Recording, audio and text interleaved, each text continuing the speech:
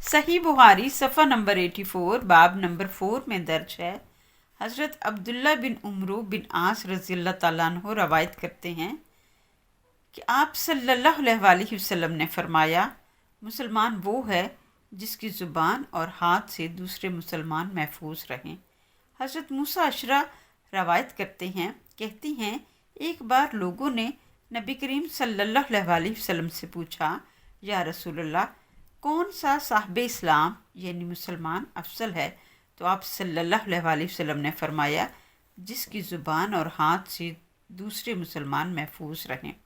اس حدیث مبارکہ سے ہمیں پتہ چلتا ہے کہ ہمارے نبی کریم صلی اللہ علیہ وآلہ وسلم معاشرے سے بے عملی اور بد عملی کے طوفان کو روکنا چاہتے ہیں، کیونکہ کچھ لوگوں کے نزدیک ایمان صرف تصدیق قلبی کا نام ہے۔ ان کے خیال میں 5 ارکان اسلام، توحید رسالت کا اقرار کر لینا، نماز پڑھنا، روزہ رکھنا،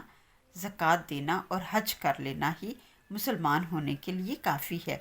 لیکن میرے پیارے نبی کریم صلی اللہ علیہ وآلہ وسلم یہ ثابت کرنا چاہتے ہیں کہ اگرچہ اسلام کی بنیاد 5 چیزوں پر ہے، لیکن ان کے علاوہ بھی کچھ نیک عادات اور پاکیزہ فضائل ہیں جن کے بغیر انسان حقیقی مسلمان نہیں بن سکتا۔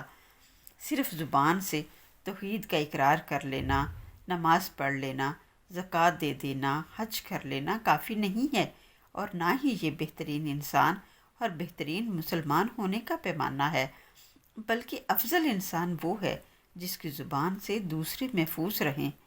گالی گلوچ کرنا، غیبت کرنا، بہتان لگانا، وعدہ خلافی کرنا، جھوٹ بول کر، دھوکہ دے کر دوسروں کو اذیت دینا اور نماز میں پہلی صف میں کھڑے ہو جانا،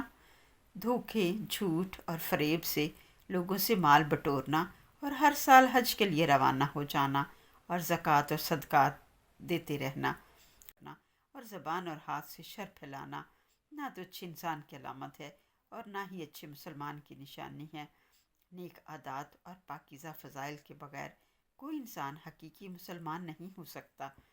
اب ہمیں زبان کی تباہ کاریوں کی تو سمجھ آ گئی، اب دیکھنا یہ ہے کہ ہاتھ سے کیسے دوسروں کو نقصان پہنچایا جاتا ہے۔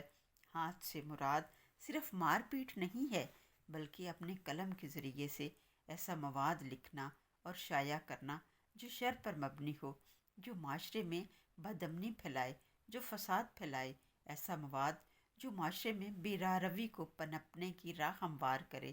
ایسے ڈرامے لکھنا، ایسی فلمیں لکھنا جو نسلوں کو گمراہ کر دے، نوجوان نسل کو بے لگام کر دے، جو سینہ تان کر گناہوں پر فخر سے اتراتے پھرتے ہیں، ایسے ٹاک شو کے سکرپٹ لکھنا جو فحاشی پر مبنی ہوں، یہ سب ہاتھ کی شر میں شامل ہے۔